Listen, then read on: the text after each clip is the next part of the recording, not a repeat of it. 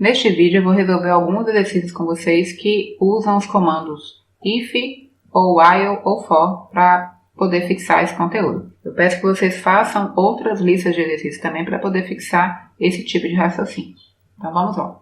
No primeiro, leia uma sequência numérica até que o usuário digite 0 para cada número lido e escrever o valor do seu quadrado. Então a gente vai ler vários números, então vai fazer o input várias vezes. Quando a gente já pensa nesse várias vezes, a gente já pode pensar num comando de repetição. E eu só vou parar quando o usuário digitar 0. Então eu não sei se ele vai digitar 3 valores diferentes de 0, 5 valores, quantas vezes ele vai fazer isso. Então a gente vai precisar usar o while. Para poder usar o while, a gente primeiro tem que ter algum valor em mão para depois poder testar esse valor dentro do while. Então eu vou criar aqui uma variável x e vou fazer a leitura dela. E vou transformar já em inteiro. Então fiz a primeira leitura. Então eu vou falar aqui, ó. Enquanto x for diferente de 0, faça o seguinte. Ele já coloca a indentação ali para mim. O que eu vou fazer com esse x? Se ele for diferente de 0, eu vou imprimir o quadrado dele. Quadrado é 2 vezes asterisco, né? Elevado a 2. E aí eu vou ler a próxima sequência numérica. Então eu vou repetir aquele código ali de cima. E ele vai ler o próximo número. Aí ele lê o próximo número e vai voltar aqui para o while. É diferente de 0, imprime o quadrado, lê o próximo e assim sucessivamente. Quando eu ler aqui 0, ele vai testar aqui 0 é diferente de 0, vai retornar falso, porque é igual, e aí ele vai para o próximo comando fora do while. Só para a gente visualizar, vou colocar aqui no fim. Ele só vai imprimir fim quando ele terminar o while. Observem o seguinte, quando a gente vai trabalhar comandos de repetição, a gente tem que conseguir abstrair quais são os comandos que sempre vão ser repetidos. No caso aqui, eu precisava repetir o print para cada número que eu lesse, e eu também preciso repetir a leitura. Só que aí tem que ter muito cuidado, e a gente vai fazendo, testando o algoritmo. Essa leitura tem que ser após o primeiro print, após o print. Porque primeiro ele vai imprimir para depois ler o próximo número. E aí, aqui só vai funcionar porque eu já tinha feito uma primeira leitura fora do while para poder começar a testar o primeiro valor. Então vamos lá testar esse algoritmo. Então só imprimir 4. Vai imprimir 16 e vai para o próximo input. 5. Imprimir o quadrado, é o próximo input. 3. Se eu digitar 0, aí vai dar falso no meu while e ele vai imprimir fim. Se eu fizer um outro teste aqui, o primeiro valor que eu digitei é 0. Fim, acabou. Ele nunca entrou no while, já deu falso e ele já vai para o comando fim. Segundo exemplo. Apresentar a tabuada de 1 a 10, de multiplicação, de um número informado pelo usuário no seguinte formato. O número que a pessoa informou, vezes 1, vezes 2, vezes 3. Vamos pensar aqui. Eu vou fazer a multiplicação várias vezes, então eu já vou repetir. Então eu já vou usar um comando de repetição. Eu tenho que ler o valor que vai ser multiplicado do usuário. Então, eu vou precisar de um input. E o que vai mudar de uma variável, de uma linha para outra aqui, é esse 1, 2, 3, 4, 5, e é uma sequência, de 1 para 1. E aí eu sei que é de 1 a 10. Eu sei quantas vezes eu vou fazer isso. Então, como é uma repetição e eu sei quantas vezes eu vou fazer, eu vou usar o comando for. Então, a primeira coisa, qual que é a minha entrada? Eu vou usar um x aqui também, que eu vou falar que é um input que o meu usuário vai digitar. Que número que ele quer atabuado. Ok, está no meu x. Qual que é o processamento? Fazer 10 vezes o cálculo da tabuada e imprimir. Como eu sei que é 10 vezes, eu vou fazer aqui, ó, for. E aí a gente vai aproveitar o seguinte. Eu vou colocar aqui for in range. Eu vou falar que ele começa do 1 e vai terminar no 11. Por que terminar no 11? Porque o 11 não entra. Ele vai chegar no 10, na hora que ele vai para o 11, ele sai do for. Então, o que eu vou colocar dentro desse for? Já vou repetir ali uma coisa 10 vezes, do 1 ao 10. E por que eu coloquei o i? Porque esse i vai assumir o valor 1, depois vai assumir o valor 2, e esse 1, 2 que vai ser esse valor que eu vou colocar aqui, ó, na hora de imprimir na tela. O que vai ser minha saída aqui, que já está dentro do meu processamento? Dentro do for, eu vou imprimir o print, a variável que a pessoa escreveu,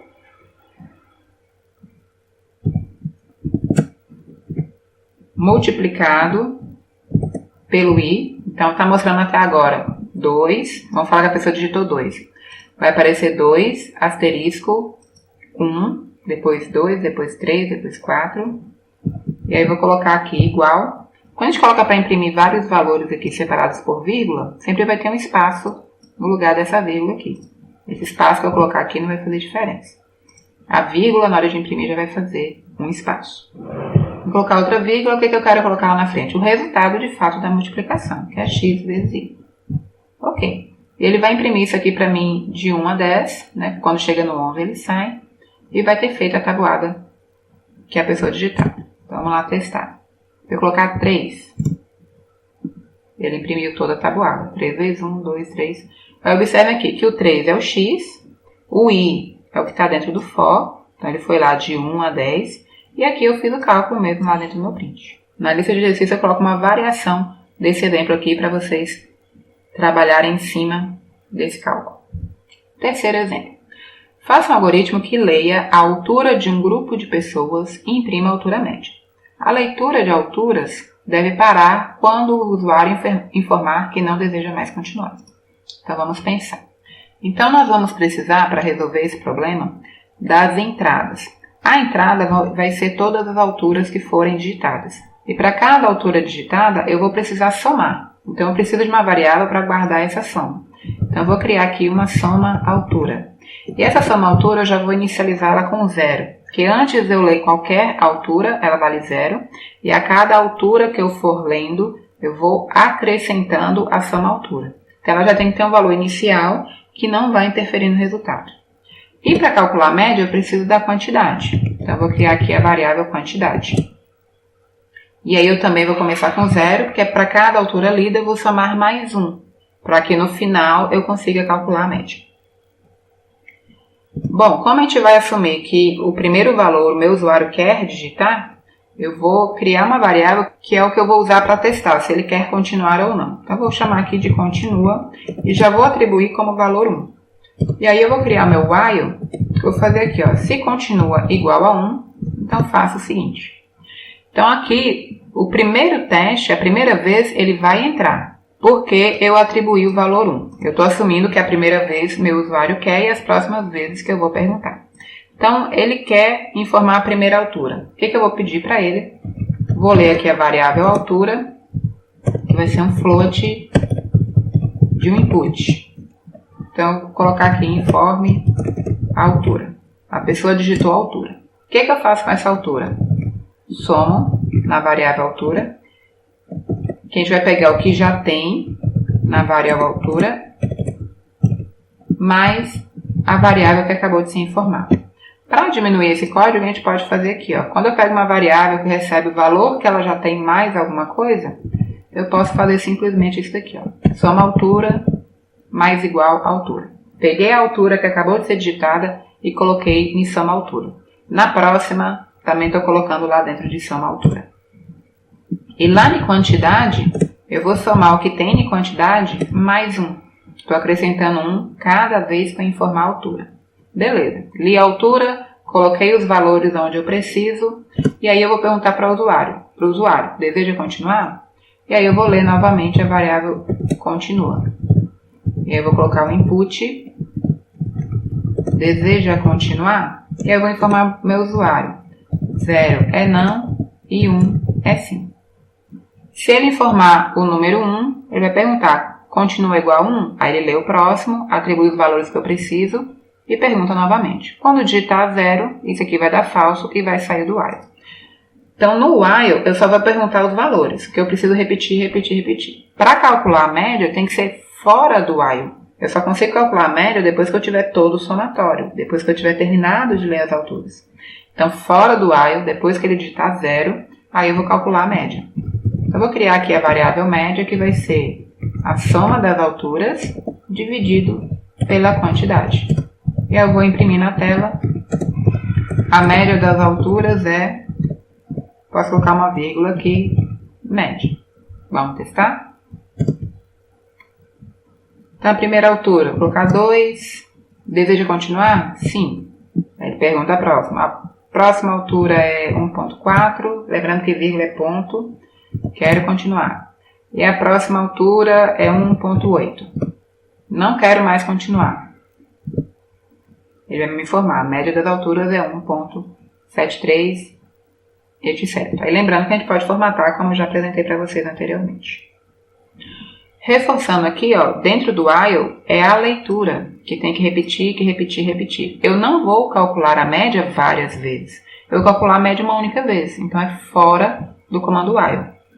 O que eu vou colocar dentro do comando while é o que precisa repetir, que é ler as alturas, atribuir lá na soma e na quantidade para eu poder conseguir calcular a média no final e perguntar para o usuário, quer continuar, ok? Aí depois que ele repete tudo isso, aí eu calculo a média. O cálculo da média é uma única vez, não preciso repetir esse cálculo. Eu preciso ter somado tudo e saber quantos eu li para poder chegar no cálculo da média. Um outro exemplo. Anacleto tem 1,50 m e cresce 2 cm por ano, enquanto Felisberto tem 1,10 m e cresce 3 cm por ano. Construa um programa que calcule e apresente quantos anos serão necessários para que Felisberto seja maior que Anacleto. Então vamos testar aqui. A nossa entrada já é dada, que eu vou chamar de A Anacleto, que ele tem 1,50 m, e Felisberto, que tem 1,10 m. Então essa é a minha entrada. O que eu vou fazer então? Eu vou colocar um while, eu vou fazer o seguinte. Enquanto Felisberto for menor ou igual, porque aqui eu estou perguntando que seja maior, então igual não serve. Então, enquanto Felisberto for menor ou igual a Anacleto, repita. O que eu vou repetir? Que o Anacleto recebe o tamanho dele mais 0,02 centímetros e o Felisberto cresce mais 3 centímetros. Só que aí eu vou começar a contar a quantidade de anos. Que cada vez que ele repetir esses dois comandos aqui, passou um ano. Repetiu novamente, passou 2 anos, passou 3 anos, passou 4 anos. E aí eu quero que quando retorne falso isso daqui, quer dizer que o Felisberto ficou maior que o Anacleto, aí eu vou ter dentro de uma variável a quantidade de anos que isso aconteceu. Então eu vou criar uma variável anos e vou falar que ela inicia com 0. Porque quando isso acontecer, aumentou 2 centímetros, aumentou 3 centímetros, eu vim aqui em ano e somar mais 1. Então, ó, passou um ano e eles cresceram. Passou 2 anos, passou 3 anos.